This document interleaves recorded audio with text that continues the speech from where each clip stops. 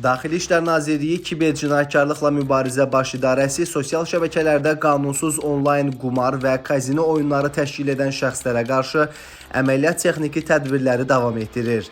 Kiberpolisin keçirdiyi növbəti əməliyyat zamanı qeyd edilən cinayət əməllərində şübhəli bilinən daha 2 nəfər, 35 yaşlı Ülvi Rızayev və 26 yaşlı Rıza Rızayev saxlanılıblar.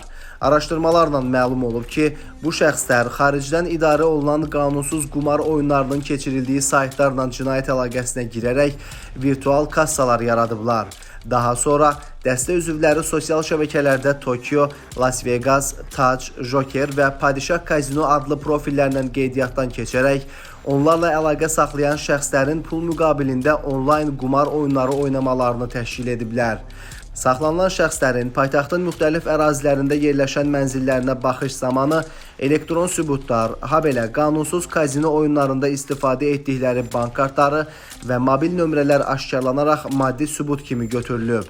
Bank kartlarının isə ayrı-ayrı şəxslərdən ödənişlər müqabilində alınaraq qanunsuz pul köçürmələrində istifadə edildiyi müəyyən olunub.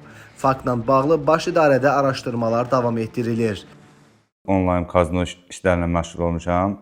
Səhifəmin adı Tokyo Kazino və müştərilərə kart atmışam. Müştərilər mədaxil edəndən sonra onlara kodlarını vermişəm. Onlayn WhatsApp idi.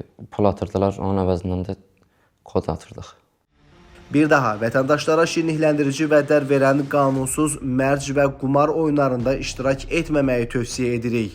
Bu zaman kiberdələduzluq halları ilə üzləşə, bank hesablarınızda olan pul vəsaitlərinizi itirə və qanunsuz qumar oyunlarında iştiraka görə məsuliyyətə cəlb oluna bilərsiniz.